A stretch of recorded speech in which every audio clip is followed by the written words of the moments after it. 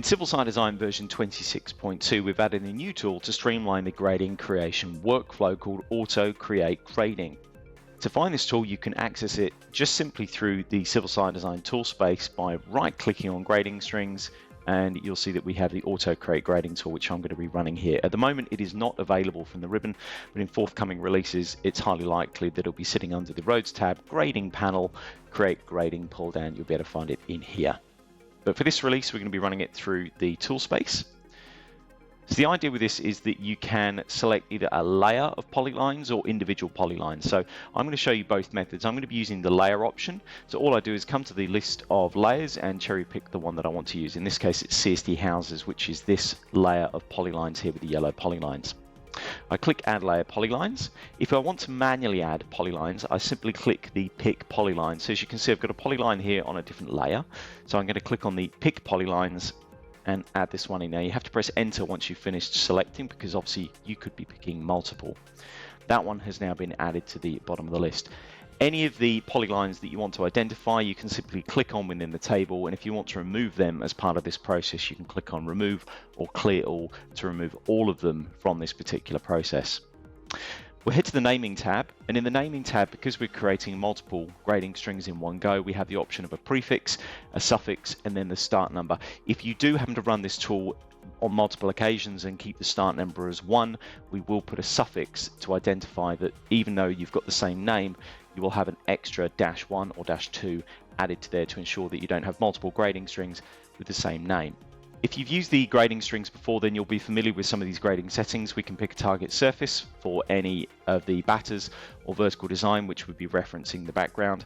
We also can pick a template, and in this case, we're going to be picking the batter on the left-hand side. It's obviously important that I know the direction of the polylines that I'm going to be using here, because obviously what we could end up with is the batter or the template here being applied on the inside. So it is important we identify that before we run this tool on multiple polylines. I'm going to be putting in a very large spacing here. All I really want is for the software to add IPs for me at the vertices. You can see with these polylines, it's probably going to happen maybe slightly infrequently down these longer sides, but I'm not going to end up with lots of spacings. Very important that you identify your spacing value up front here as well, because if I was to put in 0.1 for 70 plus polylines, the processing for those grading strings will be reasonably high.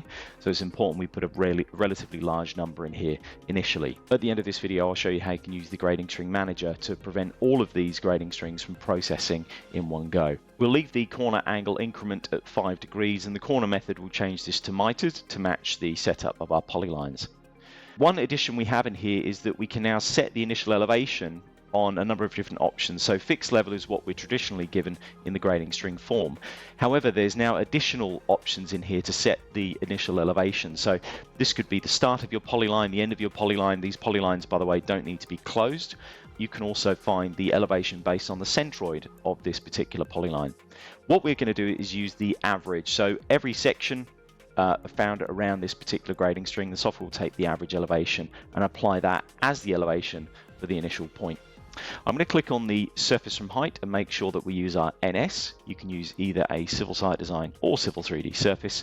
You've also got the option of adding in a height offset if you want to. Lastly, we've got the options.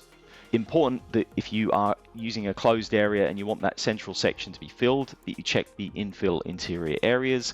It isn't always the case that you need a surface for your grading strings, particularly if you're going to be adding them into a model builder model later on. So again, identifying whether or not you need surfaces for all of these initially, it may be something that's worth considering. And lastly, just a quick mention that if polylines have already been used for the purposes of grading string, this will ensure that they don't get used again. I'm going to click on Create Grading Strings. Click on Yes to confirm 73. And the software is now going to go ahead and build all of those grading strings for me using those particular polylines. I'm going to click OK.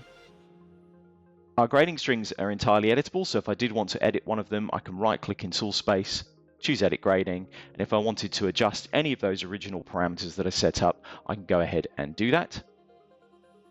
Lastly, if you want to reduce the amount of processing with multiple grading strings on a project, you can just simply head to grading strings in the tool space, or in the pull down here, you'll see that we've got manage gradings. Same command is found over here when I right click in tool space, grading string manager. by unchecking this box, the grading string will not update, which should improve your processing on your projects if you've got a large number of them. So just be aware that you can come in and uncheck these, but to have these grading strings updated, you would need to then manually update them in the edit grading form.